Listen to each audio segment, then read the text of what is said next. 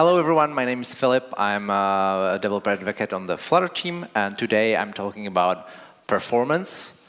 And it's funny how every speaker at a conference like this thinks that their topic is the most important. It's funny because obviously performance is the most important topic today, right? But I'm joking, but not really, because even if you have like the greatest app with best features and great animations, if the performance isn't good, then that's gonna slash the value of the app a lot. So let's talk about performance today. Today we'll be talking about some basic terminology. And I should preface this. This is an advanced talk, right? So I'll start with some of the basics so that we can have the same foundation. But if you're new to Flutter, you should know that Flutter is fine. It's fast by default. If you're not doing something crazy, if you're not pushing the boundaries of Flutter, your app should be performant enough. But if you do have like a very complex app, or if you do want to go really in depth, or if you are pushing Flutter to the limits, then this might be interesting, especially in the later stage of this talk. So we'll start with terminology, then we'll talk about some of the basic tools and basic ideas of performance, and lastly, and probably most importantly, we'll be looking at a single app and we'll be going through it and troubleshooting some of the performance issues that are there. And I will show you like how you might approach different ones and how you might fix those. Let's start with terminology. In keeping with the spirit of this talk, all the animations in the presentations are super slow. So enjoy.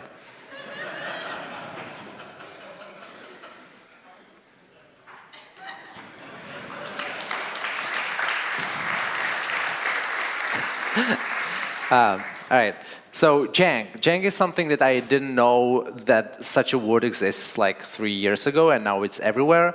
So just that we have the same vocabulary, jank is like a visual stutter. It's when you have something that is fluid or should be fluid, like an animation, and then it kind of stutters, or like it skips a frame or two, and that just is not very visually nice.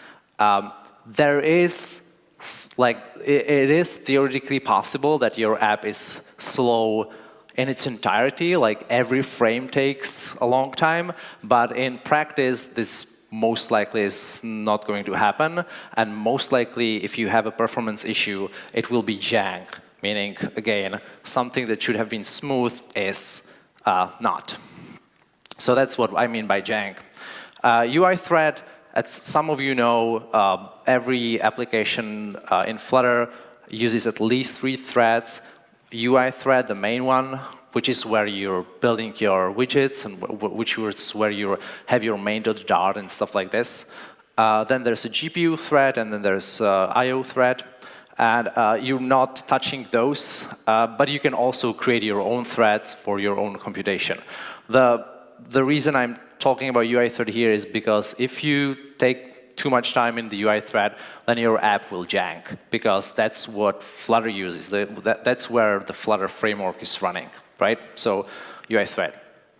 Tracing is the idea of kind of recording what your app does at what time, and then seeing, like, for example, how each computation, how much time it takes. So on the level of code, it looks something like this. You can do timeline. Timeline is a class that comes from .developer, and it's visible from everywhere. And you can say timeline.startSync and say this computation starts here and it starts or finishes there, right? You will not be using this too much because Flutter actually does this for you in the most important areas. So you're fine, but this is how it looks like in Flutter code as well. And then on the side of like consuming the tracing events, you will have some kind of timeline, and the timeline will say, at this point, you started my computation, and at this point, you ended the computation. And so therefore, you can be like, oh, so it took like 0.8 milliseconds to do this computation, and now I can optimize it, or maybe I don't need to because it's fine. So this is what tracing is for, and we'll be doing basically everything that we'll be doing today is tracing. Flame chart is basically taking this timeline of events, of tracing events, and as you can see, if you have a timeline like this, it pretty quickly gets very gnarly, and it's like, oh, so what starts where? Even though there's just 2 events really in this timeline, it's already pretty busy, right? So flame chart is someone clever, some long time ago, came up with this charting, which is basically just if there's some event that takes some time, you will just have a little bar that goes from the start to the end. And then if there's another thing, you will again have a bar. And so just by looking at this is like the simplest flame chart possible. So by looking at this, you see that build, the execution of build took this much time, and during build, we were in foo, and that took this much time, and basically is most of the execution time of build was spent in foo, right? So that's a flame chart. This is how the easiest one looks like. A more normal flame chart that we'll be seeing today looks like this. I think it's called flame chart because if you look at it like bottom up, it kind of looks like a flame, but I don't know. So flame chart. Okay, and last thing, trade-off, especially in performance, that's very important. Trade-off is basically a compromise. When you have 2 things that you need to kind of trade off between. So in performance, it's often, like, on one hand, I want my app to have 1,000 particle effects every time I do something. On the other hand, I don't want people to have bad performance or for the app to consume too much battery and resources, right? So, and there's a trade-off, and you have to choose. And there's never, almost never an easy solution. You have to compromise. Another classic trade-off is CPU versus memory. So if you aggressively cache, then your CPU, you will probably save some CPU cycles, but on the other hand, you will need more memory. So that's a trade-off. Okay, so we're at tools and basics, and I will skip that. All right, so if I come to you and I say, let's profile this app, and you see this, you should be like screaming, and there should be a riot here because of 2 things. One, debug mode. Never profile in debug mode. Debug mode is by default is much slower than production mode. It does not have any relation almost to the actual performance of your app. So never do that. Second, this is a simulator or emulator. Again, emulator is not indicative of how your app will actually look like when you run it in on a real device. So if you do profiling, do it in profile mode and do it on a real device. Another basic thing is it's kind of obvious, but avoid work in the UI thread. You can completely avoid work in the UI thread because then you don't have an app. But like, if you can make stuff either go to a different isolate, meaning a different thread, or if you can just, I will show you some ways to, don't rebuild widgets that you don't need to and stuff like that. Also, minimize use of expensive widgets. I will tell you later what these are. These are things like backdrop filter and stuff like this. That doesn't mean that you should not use them at all, but it might mean that you will be more intentional in using those. Some tools, so there's performance overlay. Some of you probably know this. This is where you ask Flutter to, on top of showing the app itself, also show how long each frame took to build. And there's at the top there's the GPU time, and at the bottom is the UI time. Then there's the track widget builds, which is something that is currently, I think, only in Android Studio. I will show you how this works later, but it's a really good way to kind of get an idea of how much you're rebuilding everything. There's DevTools, which is kind of this up-and-coming suite of tools that help you optimize your app. Some things are not yet ready there, but it's definitely getting there very fast. There's also Observatory, which we'll be using today, which is this like older tool for not only performance optimization, but it has a bunch of stuff. And the last tool I want to say is sometimes instead of looking at just metrics, it's nice to look at your app in slow motion. For that, because our eyes aren't perfect, and so sometimes we miss some of these skipped frames. So it's nice to have a recording of your app in slow motion. The good news is that if you have a mobile phone that was built in the last few years, days, you have a high-speed camera. It's like on Android, you just go to video and you have something called a slow motion mode, I think, and then that creates this kind of stuff, and this is 8 times slower than real life, and so if you have a jank there, you will definitely see it here. There's no jank in this way. Okay, so that's today, and now let's go live profiling. But before we go there, I have to give you some introduction. So I made this app, which is really terrible. Basically, everything about it is terrible. And you might be thinking, but Filip, all your apps are terrible. What's new? And I say this is intentionally terrible because I want you to see all the things that can go wrong, right? Which brings me to this. In this talk, if a performance issue is a proverbial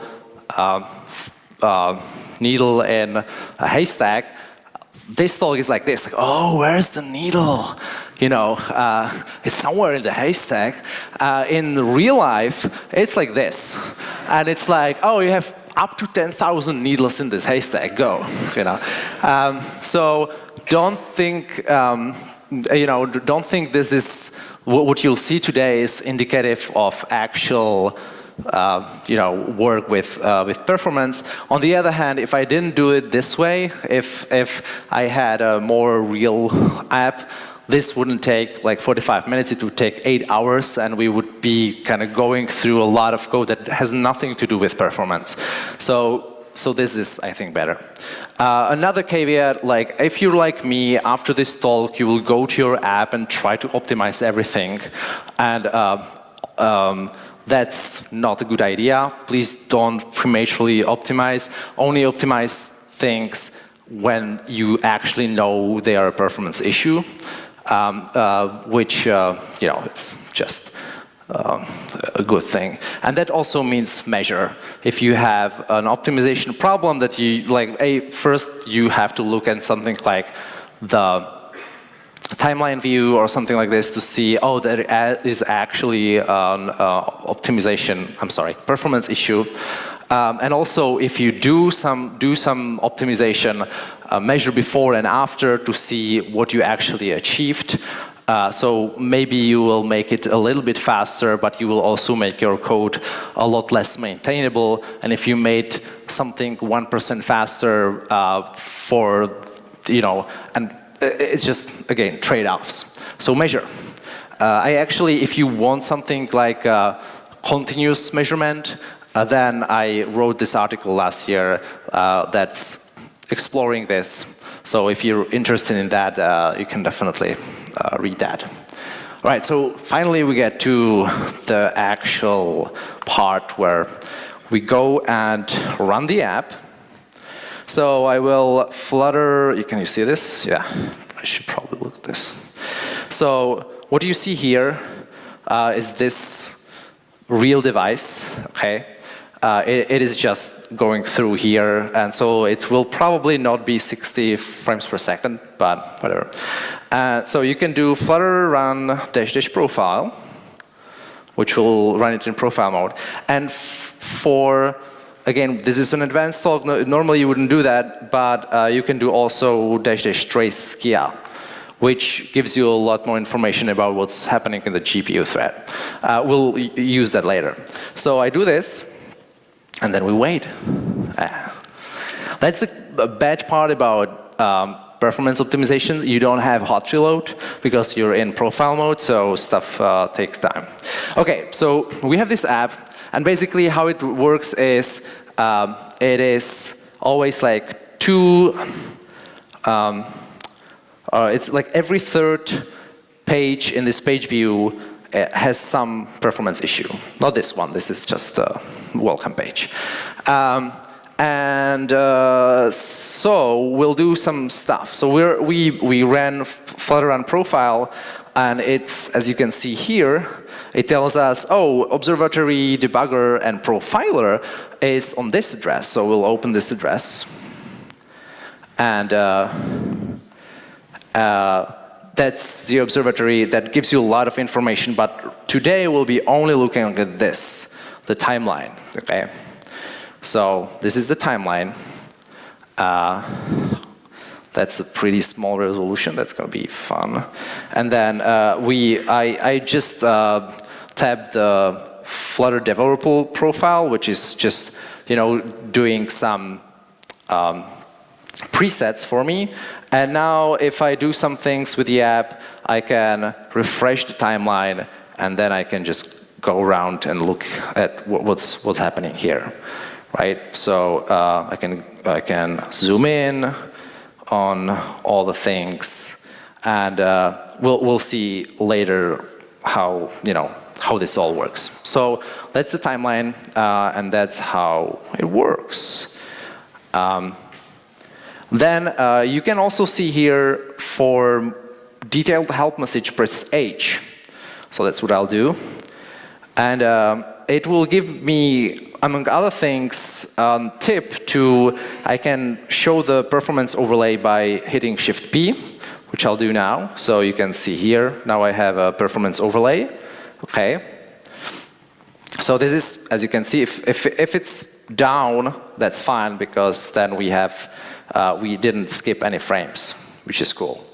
And the next one I want to see, by the way, you can do all of these things without using the command line, right? Like you can, from Android Studio, you can run your Flutter app in profile mode. That's cool. But what you can't do, as far as I know, is do this. Enable timeline events for all widget build methods.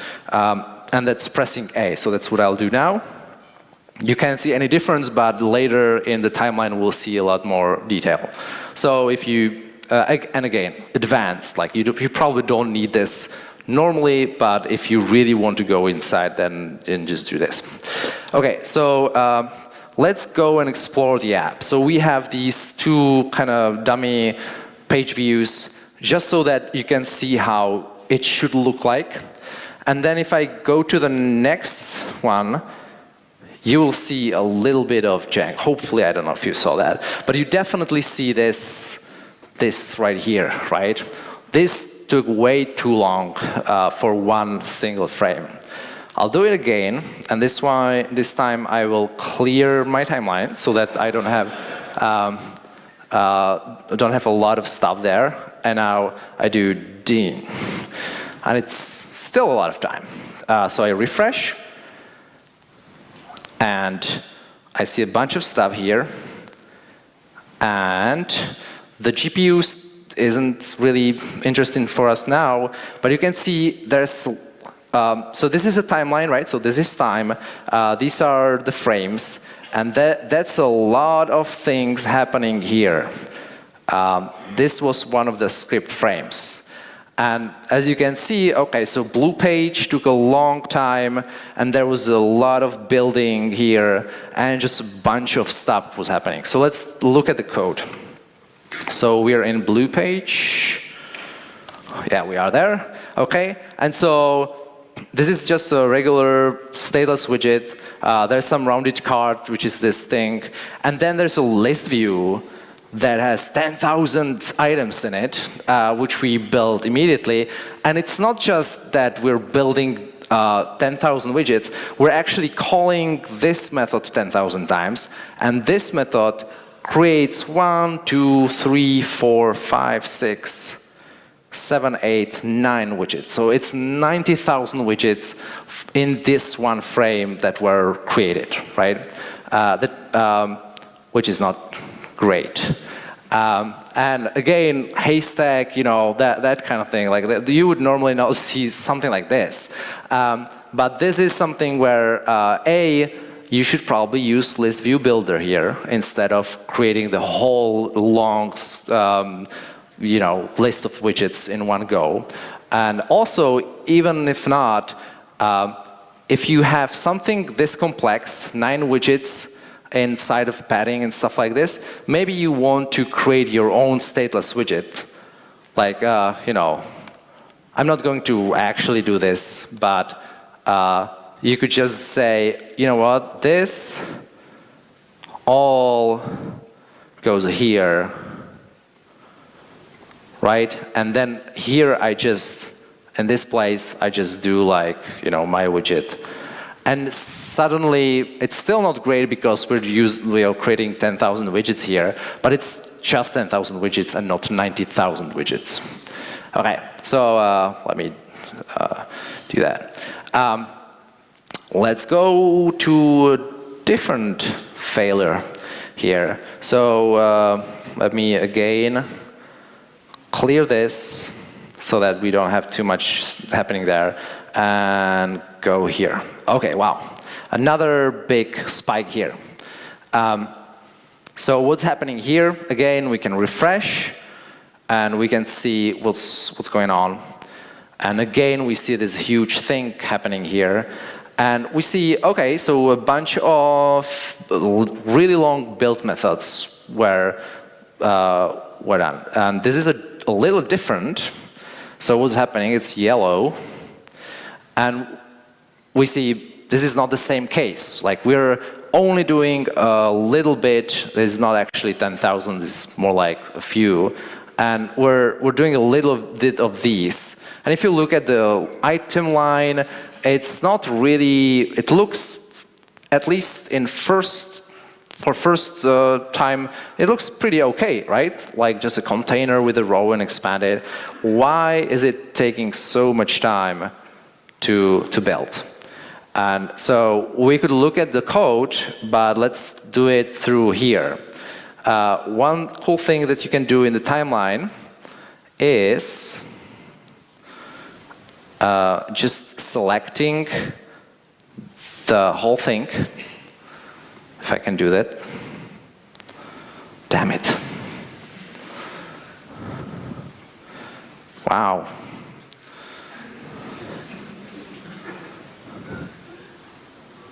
What's going on?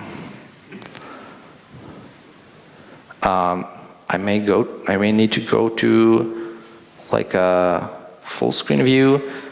I normally don't have it in this small of a, wow.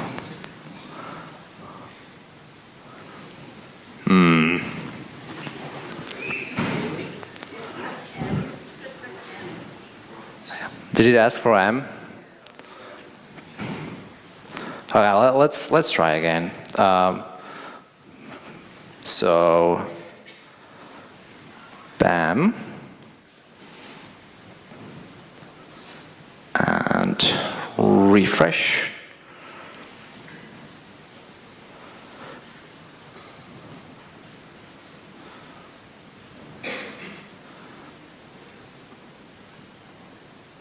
Oh yeah, that's what I needed. Okay.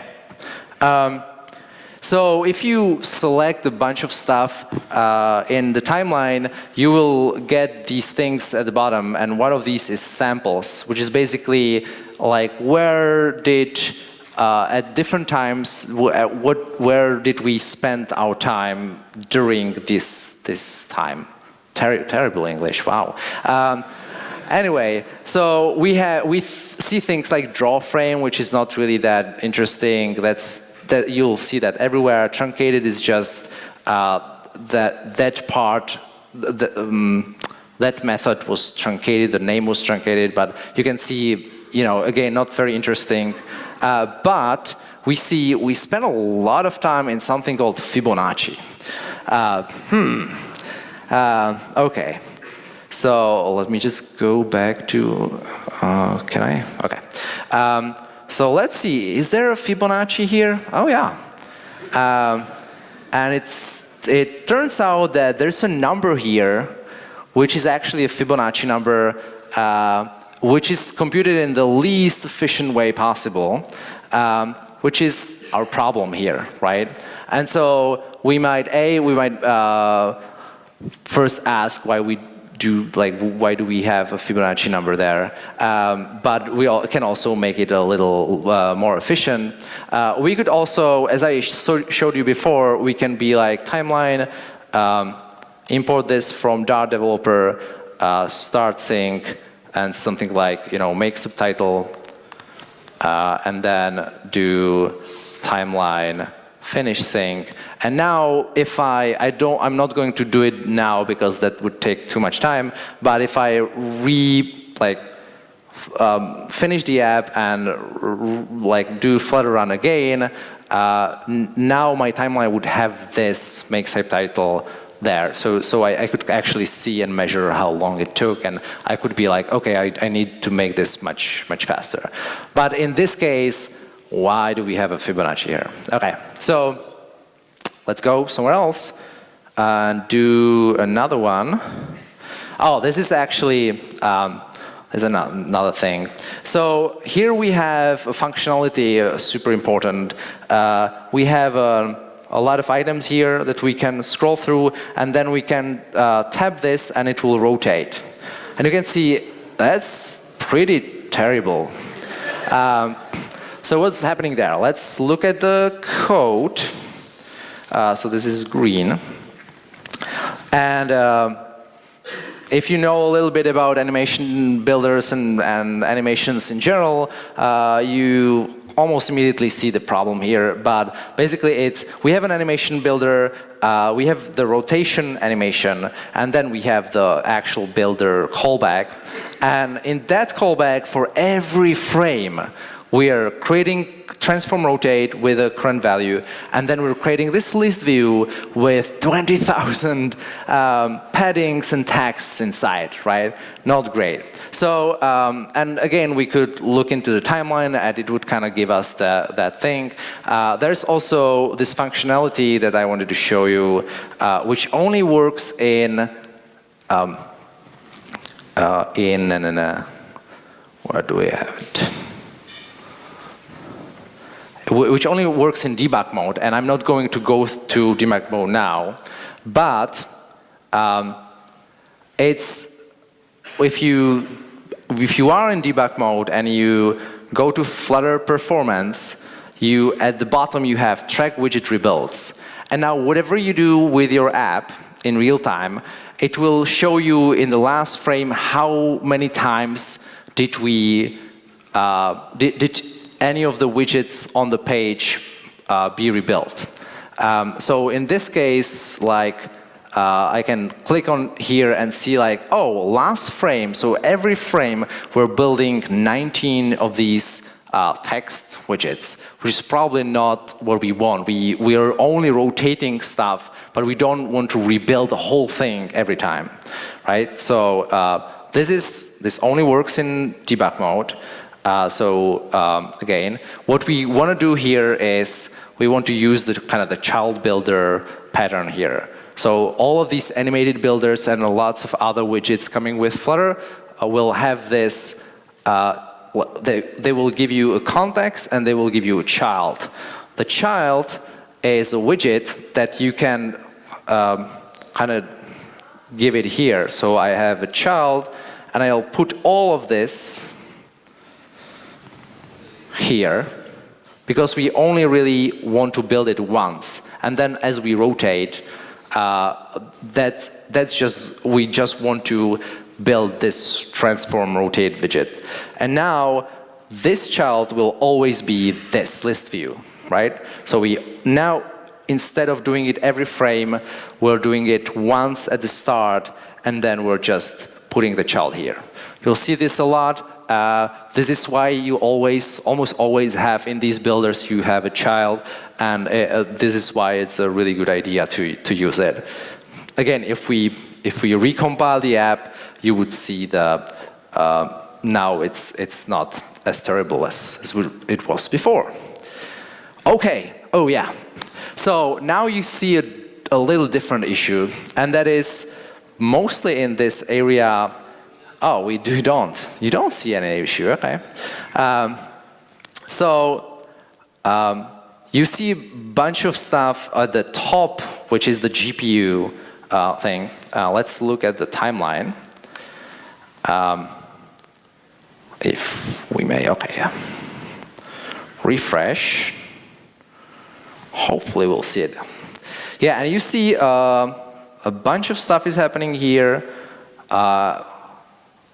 You see things like upload raster image. This is Skia, like create texture, write pixels, a bunch of stuff that is happening here outside the main thread, thankfully.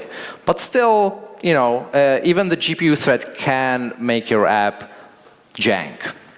So what's happening here? We're in, I think this is orange. Yeah.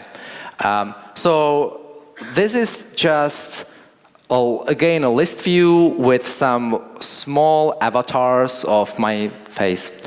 And you can see, okay, so this is like 70 times 70 pixels. And we're using these assets, right? So let's look at the assets. Assets, Filip, one. Wow. 3 megabytes.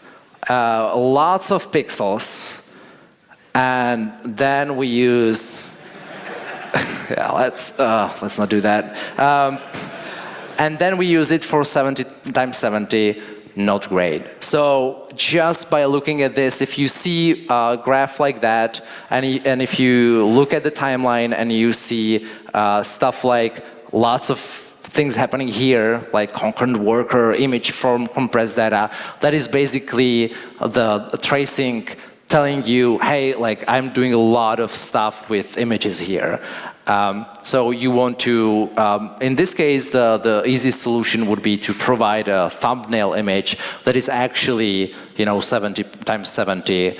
And so we don't spend all this time like decompressing the image, like reading the image 3 megabytes times 5, then decompressing it from JPEG, and then making it small and putting it into a small thumbnail. Okay, so let's go to the next thing. Oh, so this is fine, right? But now if we compute, you see terrible jank there.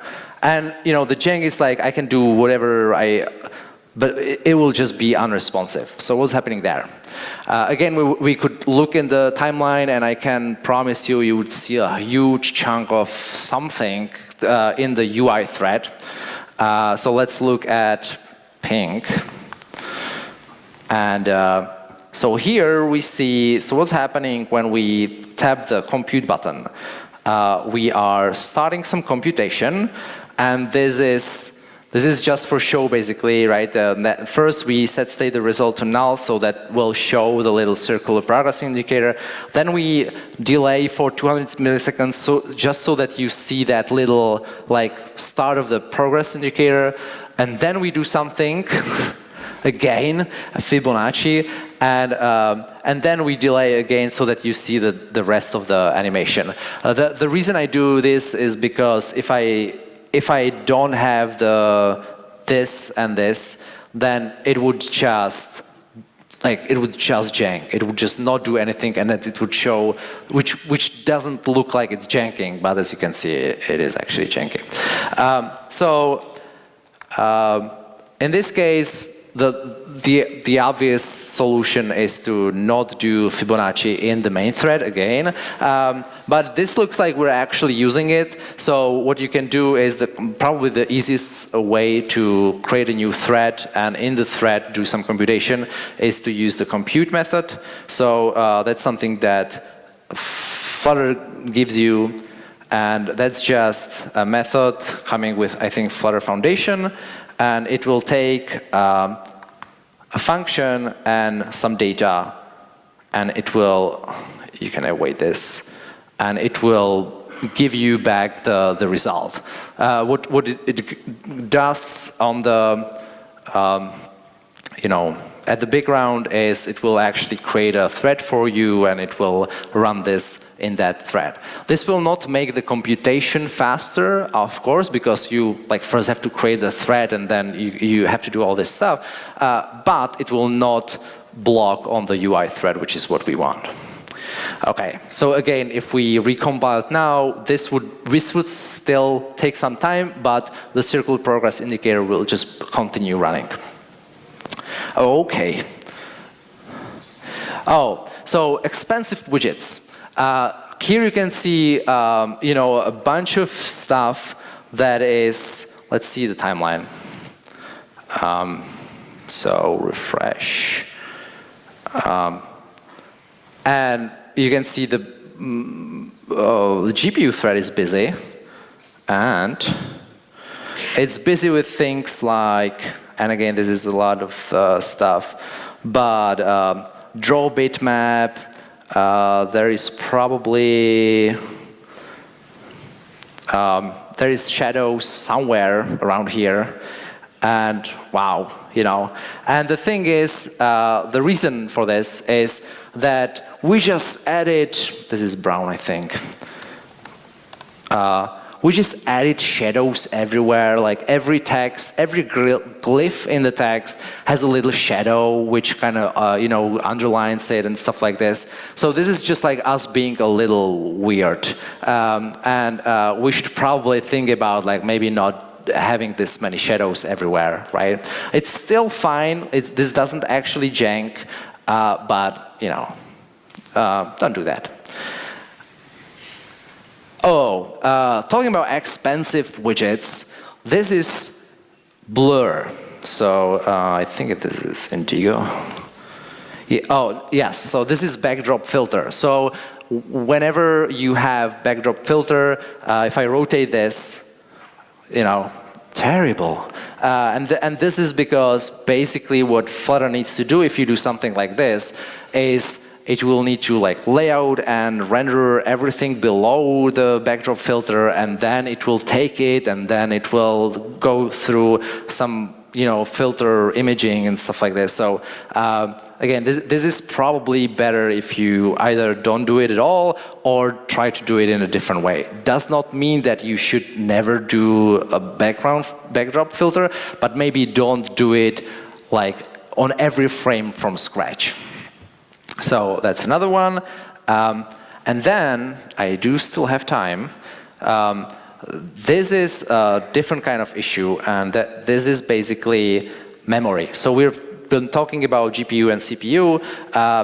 What about if you have a leak or something like this? So in this case, we don't actually have a leak, but we see that for what this is, it's actually doing quite a lot of stuff. And let's see if I can show you. Let's see. I will need to run DevTools from here and open it here. You normally don't need to do this because DevTools is accessible from an IDE, but so just ignore this. And let's go to memory, if I can. Hey. Oh, okay. And so what's happening here is you can see like we're not actually leaking memory because the top line, the capacity line isn't going up, but we're doing a lot of this like, oh, we're creating a lot of new things and then we're clearing that and again and again and again. If I do a snapshot here, it will give me like where are the most kilobytes and what do we have in the memory, and we see immediately that 183 kilobytes at that exact time was taken by date format. And date format is not something that you should have 2,000 of. So let's see what's happening there. We can go to Lime. And we see that there is a timestamp. So for every of these little events, we are creating a timestamp. And for it to work, we need some kind of date format that we will then use to kind of actually show the formatting. But the unfortunate thing is that as we create each of these timestamps, this is an instance field on the class. So every time you create a timestamp, you will also create a three date formats for each of those, which is probably not what you wanted. So in this case, just making these static is fine. And instead of like 2,000 of these, you will just have 3. And so we fixed a problem. All right. And lastly, but not least, let's talk about how things look like. So without telling me, have a look at this and think about what you think is more performant or faster, A or B? Faster mostly. So wow, I see it's actually pretty janky on the screen, but not in my app. So is it A faster or is B faster? Right? So it was a trick question, of course, because they both are the same length. They both take 300 milliseconds to complete, but B definitely seems faster. And this is just because of the curve that I'm using. So this is a linear curve. This is the default. This is I think this is cubic ease out. And that's all it takes sometimes. So there is no performance issue with A. But A kind of feels sloppy and slow, but B feels fine. So experiment with the curves. Even just that can make your app look a lot faster and a lot just more responsive. That, I think, concludes what I was trying to show today. If I can go back to these. Okay. All right, so we talked about some terminology. We talked about some basic tools and live profiling. I want to again say, by default, Flutter is fine and it's fast enough. But if you really want to push it, you might want to look at these things that I've shown you. And I don't think we have time for questions. We have 1 minute. But anyways, thank you for listening.